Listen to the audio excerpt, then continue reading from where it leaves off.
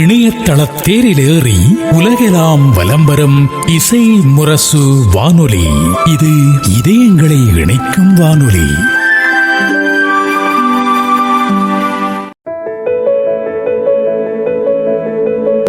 மருத்துவரை சந்திப்போம் நிகழ்ச்சியில் பெண்களுக்கு கருப்பையில் ஏற்படும் பிரச்சனைகள் குறித்தும் அதற்கு சித்த மருத்துவம் ஏற்படுத்தும் தீர்வுகள் குறித்தும் பேசுகிறார் புதுக்கோட்டை பொதிகை சித்த மருத்துவமனை மருத்துவர் டாக்டர் பெனாசிர் பேகம் அவர்கள். இசைமுரசு எஃப்எம் இணைய வானொலி நேயர்கள் அனைவருக்கும் நெஞ்சம் நிறைந்த சலாம். அஸ்ஸலாமு அலைக்கும். இன்றைய மருத்துவரை சந்திப்போம் நிகழ்ச்சியில் நாம் சந்தித்து உரையாட இருப்பது புதுக்கோட்டை பொதிகை சித்த மருத்துவமனையினுடைய சிறப்பு பெண்களுக்கான சிறப்பு சிகிச்சை நிபுணர் டாக்டர் பெனசீர் பேகம் அவர்களை இன்றைய மருத்துவரை சந்திப்போம் நிகழ்ச்சியில் சந்தித்து பேசியிருக்கிறோம். இன்றைய நிகழ்ச்சியில் பெண்கள் கருப்பை தொடர்பாக எதிர்கொள்ளும் பிரச்சனைகளுக்கு சித்த மருத்துவம் ஏற்படுத்தும் தீர்வுகள் குறித்தும் சிகிச்சை முறைகள் குறித்தும் பேச இருக்கிறோம். இப்போது நம் அனைவர் சார்பிலும் பொதிகை சித்த வைத்தியசாலையினுடைய மருத்துவர் டாக்டர் பெனசீர் அவர்களை நம் அனைவர் சார்பிலும் அன்போடு வரவேற்றுக் கொள்ளும். அஸ்ஸலாமு அலைக்கும் மேடம். அஸ்ஸலாமு அலைக்கும் சார். வலைக்கும் அஸ்ஸலாம். மேம், இப்ப கடந்த ஒரு 10 ஆண்டுகளுக்குள்ளால உள்ள மெடிக்கல் ஹிஸ்டரி எடுத்து பார்த்தா கடந்த 100 ஆண்டுகளில் பெண்கள் கருப்பையில் எதிர்கொண்ட பிரச்சனைகளை விட கடந்த 10 அல்லது 15 ஆண்டுகளுக்குள்ளால் பெண்கள் கருப்பையில் எதிர்கொள்ளுகிற பிரச்சனைகளுடைய எண்ணிக்கை, அதாவது அங்கொன்றும் இங்கொன்றும் ஒவ்வொருவருக்குமாக இருந்த பிரச்சனைகள் இப்போ நிறைய பேருக்கு கருப்பை தொடர்பான பிரச்சனைகள் உருவாகிக்கிட்டே இருக்கு. பொதுவாக இது மாதிரியான சூழல் அதிகரிப்பதற்கு என்னென்ன காரணங்கள் இருக்கும்னு நினைக்கிறீங்க சார்? அன்புடைய அனைவருக்கும் எனது முதற்கண் வணக்கம். இறைவன் கொடுத்த மருத்துவத்தின் பேரால் நான் என்னுடைய சிறப்பான இந்த நீங்கள் அழைத்திருக்கும் இந்த வாய்ப்புக்கு நன்றி தெரிவித்தலாகவும் நான் ஆரம்பிக்கிறேன். நீங்க கேட்ட இந்த கேள்விக்குங்க சார், இப்போ நிறைய பிரச்சனைகள் பெண்கள் சந்திச்சு கொண்டு நீங்க சொல்ற மாதிரி அதிகமாக்கிட்டு தான் வருது இந்த பிரச்சனை. இது எப்படின்னு கேட்டீங்கன்னா, உங்களுக்கு ஃபர்ஸ்ட் இப்போ ஒரு 30+40 அந்த ஒரு ஏஜ் உள்ளவங்களுக்கு தான் இது சார்ந்த பிரச்சனைகள்லாம் முன்னாடி அதிகமா வந்தது. ஆனா இப்ப என்னடானா, ஒரு பூப்படைகிறதுல சீக்கிரமா பெண்கள் பூப்படைகிறதுனாலயோ இல்ல சில உணவு பழக்கங்களுடைய மாற்றத்தினாலயோ இது நிறைய பிரச்சனைகளை பெண்கள் சந்திக்கிறாங்க. இந்த பிரச்சனை எதனால இல்லையா? ரொம்ப முக்கியமா இளம் வயதுல கல்லூரி மாணவிகள் திருமணத்துக்கு முன்பே கருப்பை தொடர்பான பிரச்சனைகளை சந்திக்கிறாங்க இப்ப.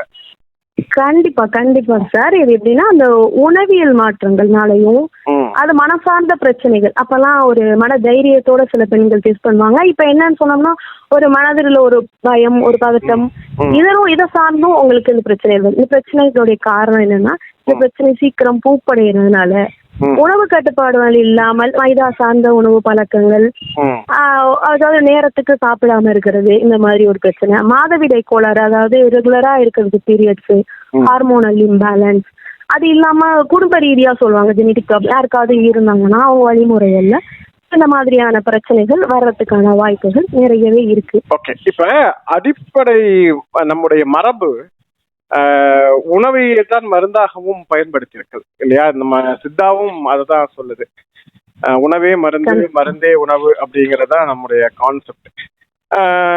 போன தலைமுறையில எல்லாம் பாத்தீங்கன்னா, ஒரு பெண் பூப்படைந்த அந்த ஒரு மாதம் முதல் காலகட்டம், அந்த முதல் வாரம், அந்த ஒரு மாதத்துல அவங்களுக்கு நிறைய உணவு சார்ந்து நிறைய கவனம் செலுத்துவாங்க. அவங்க பயன்படுத்துகிற எண்ணெய், உளுந்தங்களி, இது மாதிரி நிறைய சாப்பாடு கொடுப்பாங்க. அவங்களுடைய குறிப்பா நிறைய முட்டை பயன்படுத்தி கொடுப்பாங்க. ஒவ்வொரு வெரைட்டியான ஃபுட்டு சஜஸ்ட் பண்ணுவாங்க பாட்டிகள்லாம்.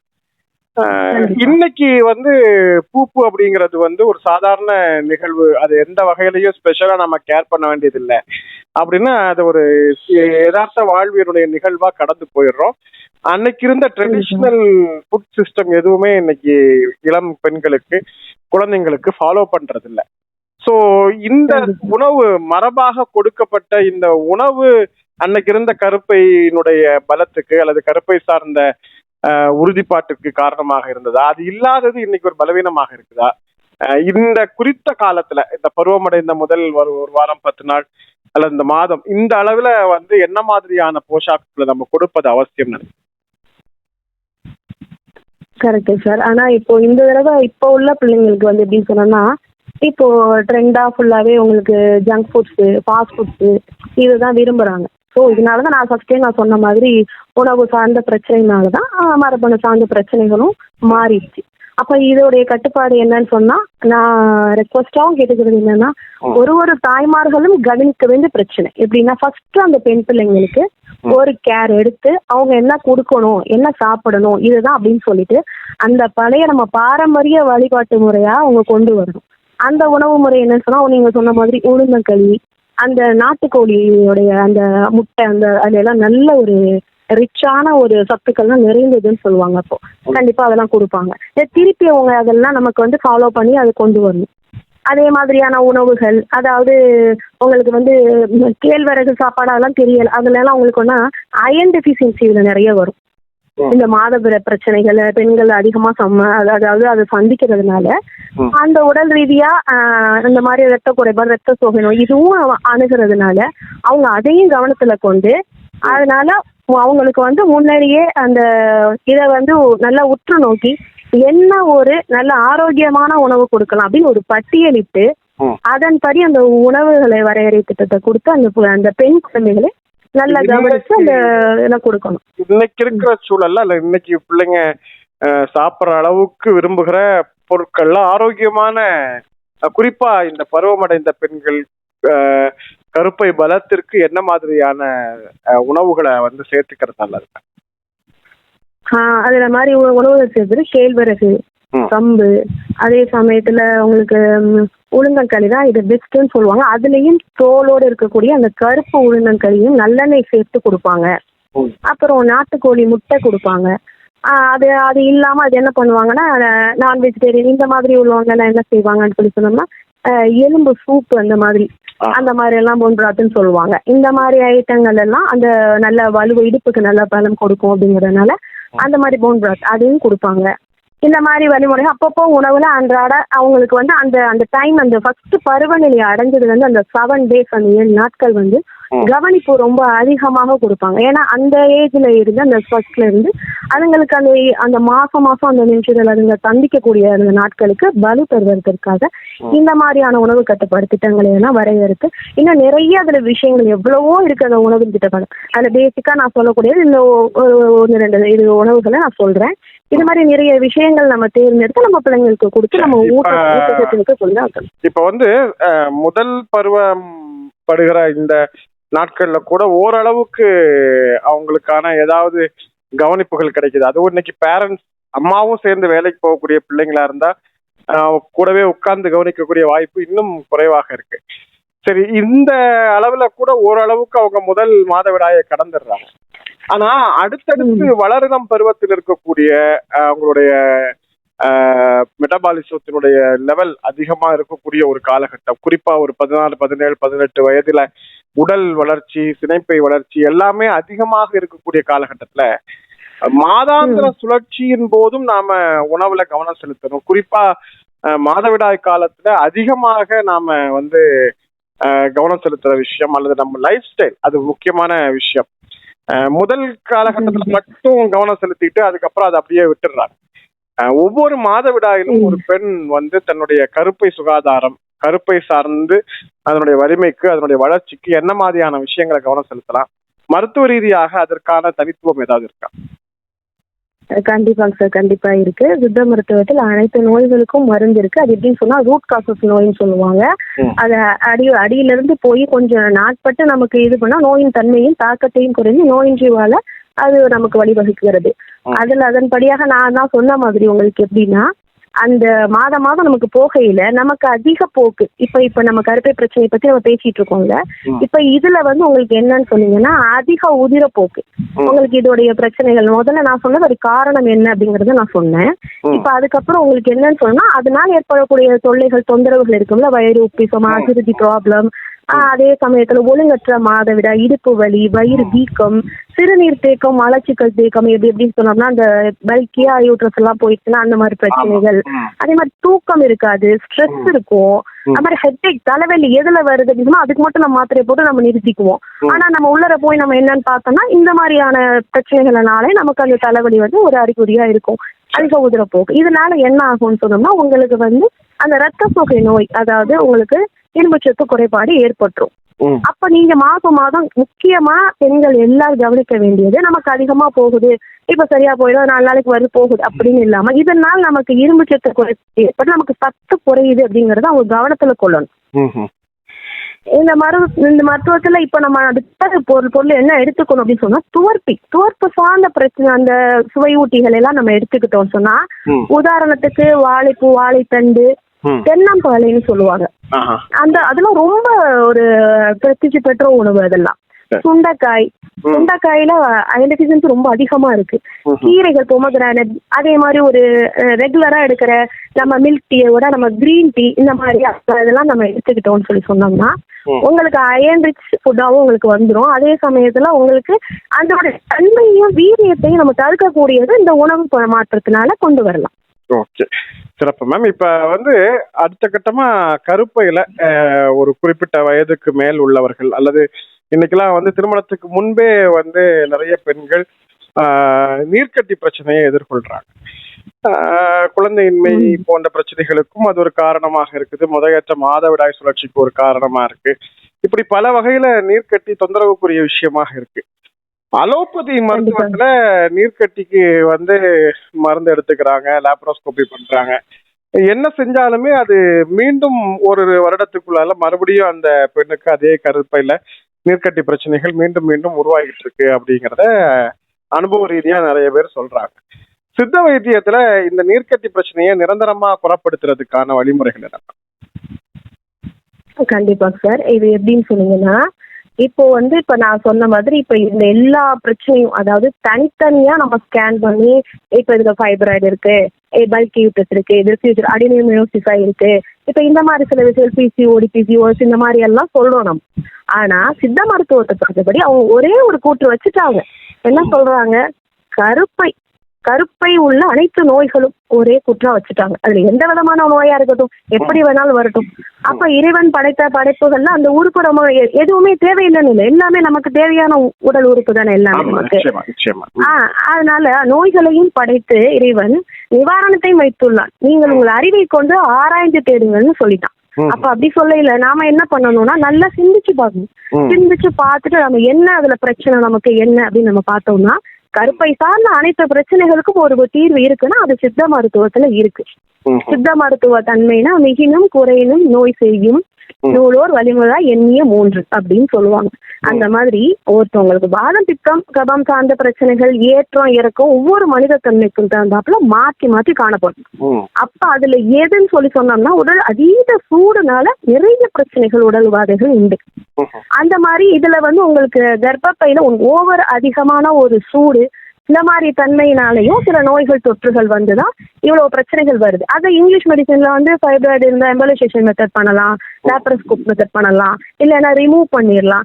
இதுதான் அதுக்கு சொல்யூஷன் இருக்கு. இல்லையே நமக்கு எல்லா உறுப்பும் தேவையானது தானே, அதோடைய ஆற்றலே வேறையே.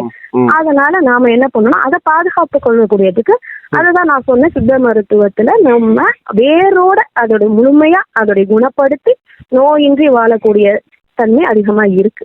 கண்டிப்பா அதுலதான் அந்த மருந்துகள் வழியாவே அதை முழுமையா கியூர் பண்ண முடியும், கண்டிப்பா கொண்டு வர முடியும். முதல்ல உணவு கட்டுப்பாடு என்ன அப்படின்னு சொன்னா, இப்ப நான் என்ன அதுன்னு சொல்றேன். நோய் நொடி இல்லாம வாழ்றதுக்கு உணவு முறை அவசியம். அப்ப இதை கண்டிப்பா ஒவ்வொருத்தவங்களும் பேண வேண்டும். நன்றாக மென்று உண்ணுதல், நல்ல உணவை தேர்ந்தெடுத்து நல்ல முதல்ல மென்று உண்ணணும். நேரத்துக்கு சாப்பிடுறது, நேரத்துக்கான உண்பது. அடுத்த அளவுக்கு அதிகமாக உண்பதை தவிர்ப்பது. நமக்கு பசிச்சாதான் நம்ம சாப்பிடணும். சும்மா புகையில வரையில சாப்பிட்டுட்டு அது ஒபேசிட்டி, அது நிறைய பிரச்சனைகள் அதுல வரும். உடல் மற்றும் மனதினுடைய ஆரோக்கியத்தை முதல்ல அதையும் நம்ம ஒரு சீரா அமைச்சுக்கணும். இதெல்லாம் கருத்துல கொண்டு நம்ம எப்படி செயல்படணும் அப்படிங்கறத ஒரு மனிதன் சிந்து பார்த்தா தன்னுடைய நோய் தன்னுடைய தன்மை பற்றி தானே அறிந்து கொள்ளலாம். இதைதான் நான் ஒருத்தவங்களுக்கும் கட்டாயம் என்ன சார்ந்தவங்க கிட்ட வர்றவங்க முதல்ல நீங்க சிந்திச்சு எந்த இடத்துல நம்ம உணவுல நாம பண்ணோம், அப்படின்னு அந்த மிஸ்டேக்கை சரி பண்ணுங்க, அந்த ரூட் காசஸ்ல கொண்டு வாங்க அப்படின்னு. இது இல்ல நமக்கு அதெல்லாம் நேரம் இல்ல, நமக்கு முடியல, நம்ம இதெல்லாம் பண்ணோம், இதுக்கு என்னதாங்க நம்ம தீர்வு இருக்கு, நீங்க அதுக்கு கொடுங்க அந்த மருந்துன்னா அல்ஹம்துலில்லாஹ் சித்த மருத்துவத்துல அதோடைய மருந்து இருக்கு. அதோடைய மருந்து அசோகப்பட்டை சூரணம் அப்படின்னு சொல்லுவாங்க. அதுக்கு மருந்து கண்டிப்பா இருக்கு. அசோகப்பட்டை சூரணம்னு சொல்லுவாங்க. அசோக அரிஷ்டம்னு சொல்லுவாங்க. அசோகப்பட்டை சூரணம், அசோக அரிஷ்டம் அப்படின்னு சொல்லக்கூடியது ஒரு 2 கிராம் அளவுல இந்த எடுத்து காலை சாப்பிட்டதுக்கு அப்புறம் 2 கிராம், மாலைக்கு அப்புறம் ஒரு 2 கிராம் எடுத்து அதை கொண்டு வரணும். அதாவது சித்த மருத்துவ முறைப்படி 48 நாள் ஒரு மண்டலம் சொல்லுவாங்க. அந்த 48 நாட்களுக்கு முதல்ல ஒரு ஒரு டோஸ் நம்ம கொண்டு வரோம். கொண்டு வந்ததுக்கு அப்புறம் அந்த அசோக அரிஷ்டம்ங்கிற லிக்விட் ஃபார்ம்ல இருக்கும், அதையும் ஒரு 5 to 7 ml அதையும் எடுத்துட்டு நம்ம வரோம். அதுக்கு அப்புறம் வான்குமரி லேகியம்னு ஒண்ணு நாங்க சொல்றோம், கொடுக்குறோம். அந்த வான்குமரி லேகியம் கொடுக்கறது எப்படின்னு சொல்லணும்னா ஒரு 5 கிராம் ஒரு 2 வேளை உணவுக்கு அப்புறம் அதை நம்ம கொடுத்து விட்டு வந்தோம்னு சொன்னோம்னா நோயுடைய தன்மையும் கருப்பையில உள்ள என்ன வகையான அழுக்குகளையும் அது வெளியேற்றும். கருப்பையில உள்ள அழுக்கு பிரச்சனைகள் என்னவோ அது முதல்ல அது வெளியேற்றும். சர்வரோக நிவாரணம்னு சொல்லுவாங்க. அது அப்படியே கொண்டு வந்துடும் வான்குமரி லேகியம்ங்கிறது. இதுக்கப்புறம் இதை ஒரு 2 டோஸ் முடிச்சதுக்கு அப்புறம் திரும்ப 3rd 48க்கு நம்ம என்ன பண்றோம்னு கேட்டீங்கன்னா சதாவரி லேகியம்னு ஒண்ணு கொடுக்குறோம்.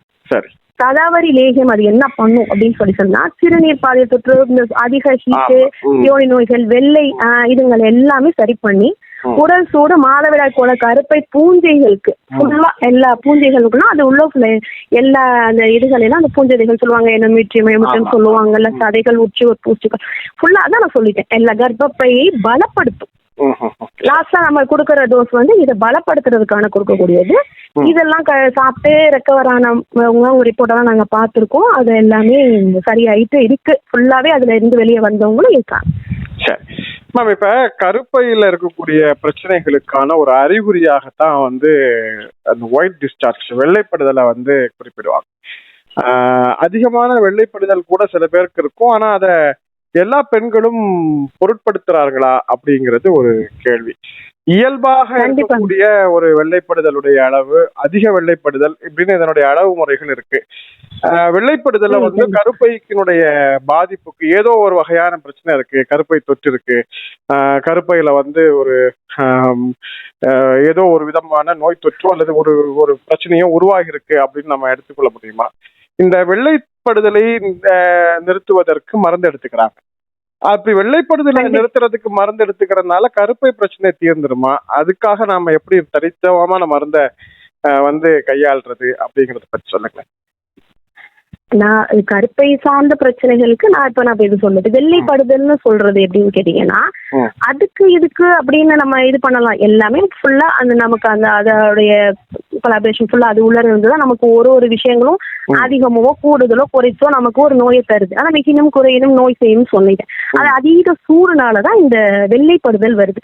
சில பேர் என்ன பண்ணுவாங்க, அதை ஏதோ நமக்கு இருந்ததுன்னா எல்லாருக்கும் அப்படிதான் இருக்கு அப்படின்னு சொல்லிட்டு நிறைய பெண்கள் அதை இது பண்றதே இல்லை. அதனால என்ன ஆயிரும் சொல்லி உங்களுக்கு உடல் மெலிந்து ஓவர் ஹீட்டால அது போறதுனால உடல் மெலிந்து நிறைய பிரச்சனைகள் அவங்க ரொம்ப பலகீனமா அவங்க அதை ஃபேஸ் பண்றாங்க. ஆனா அவங்களால என்னன்னா இது ஒரு பிரச்சனை, இதுவெல்லாம் போக கூடாது. ஏன்னா அதோடைய நார்மலான ஒரு இதுன்னா இப்போ நமக்கு இப்போ பீரியட் வர்றதுக்கு ஒரு 4 days பிஃபோரா படும், 1 or 2 days அவ்வளவுதான். அதுக்கப்புறம் ஒரு ஆஃப்டர் ஒரு 4 daysக்கு அப்புறம் திருப்பி ஒரு 1 or 2 days அவ்வளவுதான். இதுதான் அதோடைய இது. அதுக்கு மேல ஏதோ நம்ம ஒரு சாப்பாட்டுனாலயோ நம்மளுடைய ஹார்மோன்ஸ்னாலயோ ஒரு சில இடைப்பட்ட நாட்கள்ல ஒரு 2 நாள் நம்ம கண்ணில் படுற மாதிரி இருக்கும், அவ்வளவுதான். இதுதான் நார்மலான ஒரு ஹெல்த் கண்டிஷன். ஆனா இது இல்லாம அதீதமா அவங்களுக்கு வருதுன்னு சொன்னா கண்டிப்பா அவங்க மருத்துவர் அணுகி அவங்க தீர்வு காணவே வேணும். அதுக்கு கற்பக முத்தொழிப்பம்னு சொல்லிட்டு ஒண்ணு நாங்க சஜஸ்ட் பண்றோம். அதன் மூலியமா அவங்களுக்கு நிவாரணம் அடையறாங்க. ஓகே, ரொம்ப சிறப்பா சொன்னீங்க. இப்ப கருப்பையினுடைய உட்பகுதிகளில் ஏற்படக்கூடிய பிரச்சனைகளை பத்தி நாம பேசணும். அதே மாதிரி ஒரு பெண் கருப்பையினுடைய உச்சிவாரி என்டோமெட்ரியினுடைய தசை வளர்ச்சி அல்லது கருப்பை இறக்கம் இது மாதிரியான பிரச்சனைகளால அவஸ்தைப்படுறாங்க. ஆலோபதி மருத்துவம் இதற்கு அறுவை சிகிச்சையை தான் தீர்வா சொல்லும். என்டோமெட்ரி வளர்ச்சி இருந்துச்சுன்னா அதை அதனுடைய அந்த வளர்ச்சி, அந்த தசை வளர்ச்சி திக்னஸை வந்து நம்ம கிரைண்டிங் பண்ணி அதே மாதிரி சொல்லுங்க. அப்ப இது மாதிரியான பிரச்சனைகள் இருக்கு. அதே மாதிரி கருப்பை இறக்க பிரச்சனை கூட வந்து கருப்பை நீக்கம் அப்படிங்கறதா அதற்கு ஒரு ரீசனா இருக்கும். அல்லது இப்ப கூட நவீன முறையில அதற்கான ஒரு தடுப்பு முறை, ஒரு வலை மாதிரியான ஒரு அமைப்பை வந்து வைக்கக்கூடிய அறுவை சிகிச்சை முறையெல்லாம் நவீன அறுவை சிகிச்சை நிபுணர்கள் வந்து வலியுறுத்துறாங்க. ஆனா சித்த மருத்துவத்துல மருந்தின் வழியாகவே எண்டோமெட்ரி தசை வளர்ச்சி பிரச்சனையை முழுமையா தடுக்க முடியும், அதற்கான மூலத்தை தடுக்க முடியும். கருப்பை இறக்கத்தை கூட உரிய ஆசனங்கள் பயிற்சிகள் மூலமா வந்து சரி பண்ண முடியும்னு சொல்றாங்க. அது எந்த அளவுக்கு சாத்தியப்படுது, என்ன வைத்திய முறை? கண்டிப்பாங்க சார். இது எப்படின்னு கேட்டா, இப்ப எல்லா மருத்துவரும் எடுத்த உடனே இதை எடுத்துடணும், இதை போகணும் கண்டிப்பா சொல்ல மாட்டாங்க. எந்த மருத்துவர் எந்த டிவிஷனாகவே இருக்கட்டும், அவங்க இங்கிலீஷா இருக்கட்டும், ஆயுர்வேதிக், யாரா இருக்கட்டும், சித்தாவா இருக்கட்டும், யாருமே அதை எடுக்கிறதுக்கான ஒரு தீர்வு எடுத்த உடனே அவங்க கொடுக்க மாட்டாங்க. அதுல சம்திங் ஏதாவது ஒரு பிரச்சனை இருக்கு. கண்டிப்பா இந்த இடத்துல இப்போ நமக்கு வந்து இப்போ ஒரு 5 mm திக்னஸ் இந்த மாதிரி எல்லாம் உங்களுக்கு சென்டிமீட்டர்ல இந்த மாதிரி எல்லாம் உங்களுக்கு பிரச்சனை இருக்குன்னா ஈஸியா இது பண்ணிடலாம். அதுதான் நான் சொல்றது. ஆரம்பத்திலேயே பெண்கள் உங்களுக்கு சிறு சிறு மாற்றங்கள் வரையிலேயே நீங்க உற்று நோக்கினவங்க அவங்க இருந்துட்டாங்கன்னு சொன்னா ஈஸியா வெளில வந்துடலாம். இதை தெரியாம அறியாம இப்படிதான் சொல்லிட்டு விடக்கூடிய பெண்கள் சந்திக்கக்கூடிய நீங்க சொல்லக்கூடிய விளைவுகள் தான் ரொம்ப அதிகமா இருக்கு. அப்ப அவங்களால முடியாதுங்கிற கண்டிஷனுக்கு தான் எல்லாரும் அதை எடுக்கணுங்கிற ஒரு சஜஷன். இப்ப நாமளே எடுத்துக்கிட்டீங்கன்னா கூடுமான அளவு அதை தீர்க்க முடியற அளவுக்கு வரத நம்ம தீர்த்துருவோம். இப்ப இதனால அவங்களுக்கு ஒரு புற்றுக்கட்டிகளோ இல்ல வேற விதமான ஒரு பிரச்சனைகள் இருக்கு, இது அவங்க உயிரை பாதிக்கும், அப்ப அந்த இடத்துல இதுதான் ஆகணும் அப்படின்னு சொல்லி நம்ம அந்த இடத்துக்கு போக வேண்டியதா இருக்கும். அப்படி இல்ல அப்படின்னு சொன்னோம்னா நீங்க சொல்ற மாதிரி எண்டோமெட்ரியல் திக்னஸ்க்கு எல்லாம் அதை நான் சொல்லிட்டேனே, அதை கரெக்ட் பண்றதுக்கு சதாவரி லேஜன் தான் பெஸ்ட் நாங்க கொடுப்போம். அதனால ரிசல்ட் பட்டவங்க இதா இருக்கு. அதாவது 14, 13 mm திக்னஸ் இருக்கிறவங்களுக்கு திரும்ப அவங்க ரிவர்ஸ் ஆயிருக்காங்க. 6.6, 6.7 அவங்க ரிவர்ஸ் ஆயிருக்காங்க. எண்டோமெட்ரியல் திக்னஸ்க்கு பேக் வந்திருக்காங்க. இயல்பான வாழ்வியல் சூழலுக்குள்ளால ஏற்படக்கூடிய எந்த பிரச்சனைக்கும் நம்ம அறுவை சிகிச்சை மட்டுமே தீர்வு அப்படின்னு இல்லாம அதனுடைய பாதிப்பு அதிகரிக்கிற நிலையில தான் அறுவை சிகிச்சையை நோக்கி நாம நகர வேண்டியிருக்கும் இல்லையா? முதல் கட்டமா இதுல என்ன பெரிய பிரச்சனை அப்படின்னா, பெரும்பாலும் பெண்கள் துவக்க கட்டத்துல அல்லது சின்ன சின்ன அளவுல பிரச்சனைகளை எதிர்கொள்ளும் போது இத மருத்துவர்கிட்ட போய் பார்க்கறதுக்கோ அல்லது பெற்றோர்கள்ட்டையோ கணவன்கிட்டயோ சொல்றதோ கூட பெரும்பாலும் நிறைய பெண்கள் செய்யறதில்லை. அதனால ஒரு தொந்தரவு தனக்கு முழுமையா ஏற்படுதுங்கிற போதுதான் அவங்களுக்கான பிரச்சனையை சொல்ல வர்றாங்க. அதற்கிடையில அந்த பிரச்சனையுடைய பாதிப்பு வளர்ச்சி பெற்றுருது. ஸோ என்ன ஒரு சின்ன லெவல்ல ஒரு சிம்டம்ஸ் இருக்கு, சின்னதா ஒரு பாதிப்பு இருக்கு, டே டு லைஃப்ல ஒரு சின்ன மாற்றம் இருக்குங்கிறத உணரும் போதே அதை வந்து நேரடியா மருத்துவர்கிட்ட போய் காணிக்கவோ அல்லது குடும்ப உறுப்பினர்கள்ட்ட சொல்லி அதுக்கு தீர்வு காணவோ ஏற்படுத்திக்கிட்டாங்க அப்படின்னா எந்த ஒரு பெரிய பாதிப்பும் இல்லாம நம்ம அதை முழுமையா தடுக்க முடியும் அப்படிங்கறத நீங்க வலியுறுத்தி சொல்றீங்க. அது ரொம்ப முக்கியமான தகவலுமா கூட இருக்கு. மேம், இப்ப இந்த பிரச்சனையை மாதிரியே கருப்பை தொடர்பாக இன்னைக்கு சமீப காலத்துல, அதுவும் கடந்த ஒரு 10-15 ஆண்டுகளுக்குள்ளால இந்த லைஃப் ஸ்டைல் மாடிஃபிகேஷன் அப்படிங்கிறது ரொம்ப முக்கியமா பேசப்படுகிறது. அதுக்கு காரணம் வாழ்வியல் மாற்றத்தினால வரக்கூடிய பிரச்சனைகள்ல நிறைய விஷயங்களை பார்க்கிறோம். அதுல குறிப்பா இளம் பெண்களுக்கு, அதுவும் குழந்தையின்மை பிரச்சனைகளை சந்திக்கக்கூடிய பெண்களுக்கு கருமுட்டை வளர்ச்சியின்மை அப்படிங்கிற ஒரு பிரச்சனைய சொல்றாங்க. கருப்பை முட்டை வளர்ச்சியின்மை என்பது ஒண்ணு, போதுமான அளவில் வளர்ச்சி பெற்று முதிர்ச்சி அடையாமலேயே வந்து அந்த முட்டை சிதைவடைந்தது அப்படிங்கிற ஒரு காரணம் சொல்றாங்க. ஸோ இது எல்லாமே கருமுட்டையினுடைய வளர்ச்சியை மையமா வச்சுதான் இந்த பிரச்சனைகளை எதிர்கொள்றாங்க. சித்த வைத்தியம் கருமுட்டை வளர்ச்சிக்கு ஒரு நிரந்தரமான முழுமையான தீர்வை ஏற்படுத்துகிற மருத்துவமாக எல்லா மருத்துவர்களும் சித்த வைத்தியத்தை முன்னிலைப்படுத்துறாங்க. கருமுட்டை வளர்ச்சிக்கு சித்த வைத்தியத்துல என்ன நிரந்தர தீர்வு இருக்கு சார்? இதுலயே இருக்கு. என்னன்னு கேட்டீங்கன்னா, நான் தான் அந்த கருப்பை சார்ந்த பிரச்சனை ஒவ்வொருத்தவங்க தன்மைக்கு தகுந்தாப்புல அவங்களுடைய உடல் கூறு மாற்றம் எல்லாம் இருக்கும். அப்ப நம்ம முதல்ல அந்த நோயின் தன்மையை நம்ம கண்டறியணும்.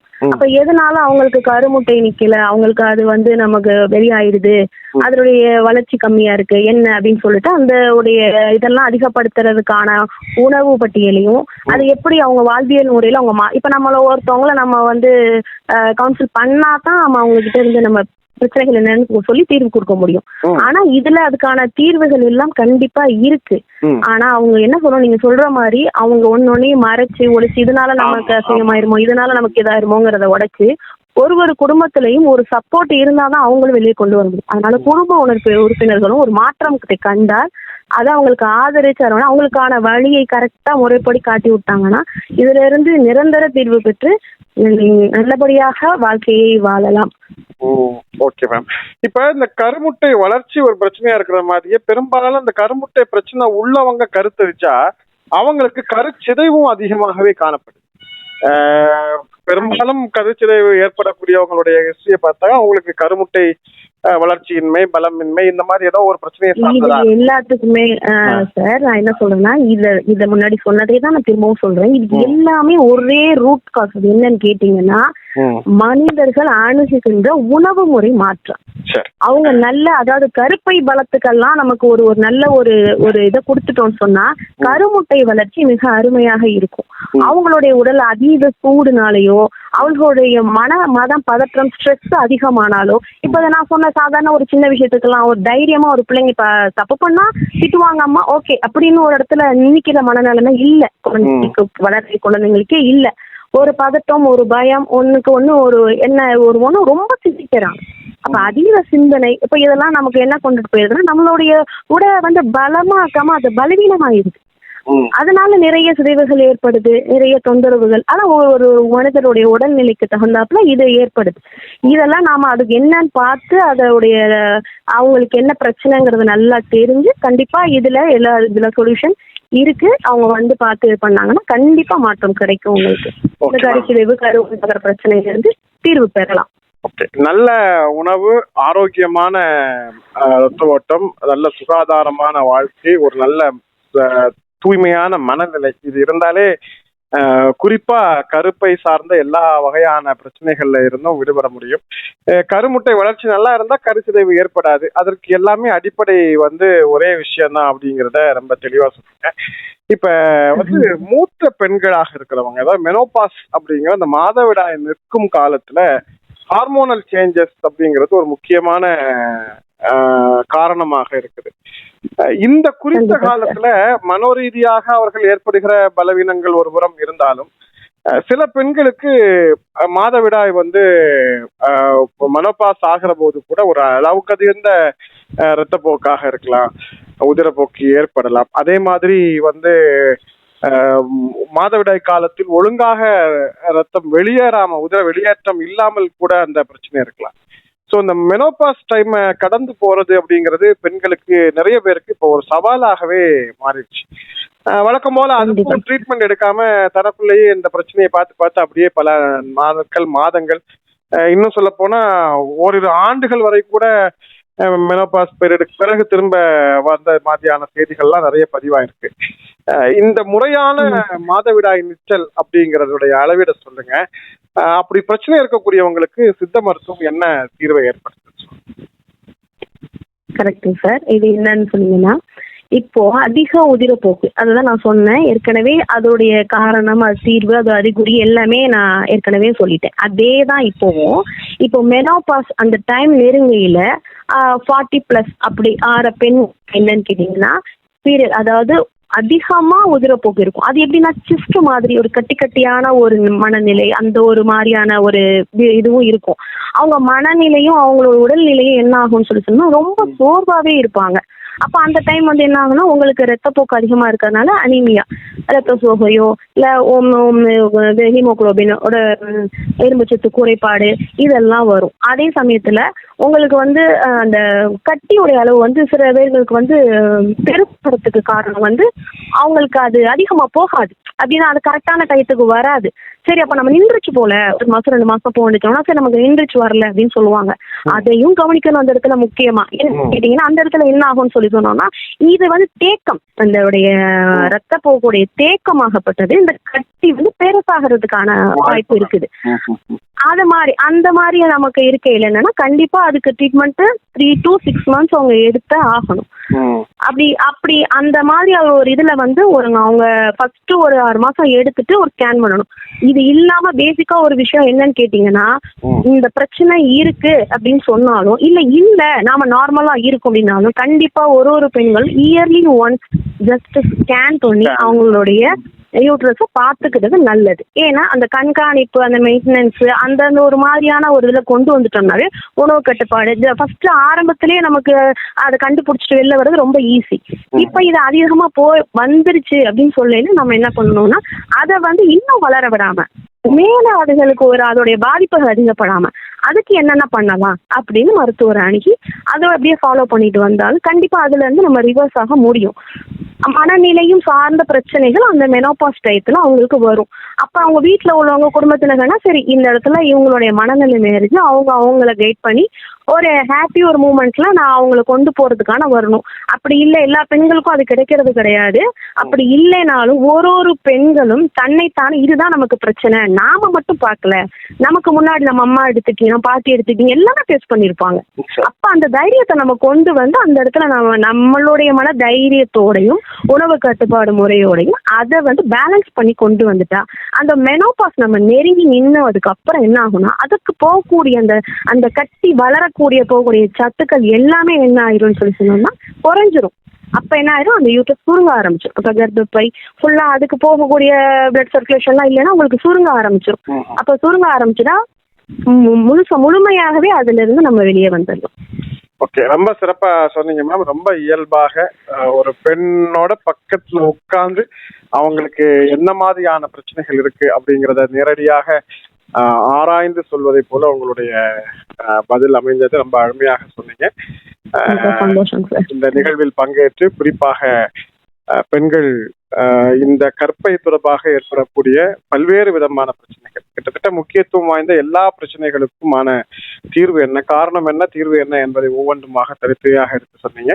உங்களுடைய அரிய நேரத்தை ஒதுக்கி நிகழ்ச்சியில் பங்கேற்று சிறப்பித்தமைக்காக உலகெங்கும் வாழ்ந்து கொண்டிருக்கும் இசைமுரசு நேயர்கள் சார்பில் நன்றி தெரிவித்துக் நாம் அனைவரும் நோயின்றி நீண்ட ஆயுளுடனும் ஆரோக்கியம் வாழ நான் இறைவனை பிரார்த்திக்கிறேன். ரொம்ப நன்றி சார். இதை கேட்ட அன்பு உள்ளங்களுக்கும் நன்றி சார். நேர்களே, இன்றைய மருத்துவ சந்திப்பு நிகழ்ச்சியில் நாம் இதுவரை புதுக்கோட்டை பொதிகை சித்த மருத்துவமனையினுடைய மருத்துவர் டாக்டர் பெனசீர் பேகம் அவர்களை சந்தித்து பேசினோம். நிகழ்ச்சியில் அவர்கள் வழங்கிய ஒவ்வொரு செய்தியும் பெண்களுக்கு மிக பயனுள்ள தகவலாக இருந்தது. அவர்களுடைய பங்கேற்புக்கு நன்றி சொல்லி மீண்டும் மற்ற நிகழ்ச்சியில் இந்த ஒரு சிறப்பு அழைப்பாளரோடு சந்திக்கும் வரை நன்றியும் சலாமும் சொல்லி விடைபெற்றுக் கொள்கிறோம். அஸ்ஸலாமு அலைக்கும். இணையதள தேரிலேறி உலகெல்லாம் வலம் வரும் இசை முரசு வானொலி. இது இதயங்களை இணைக்கும் வானொலி.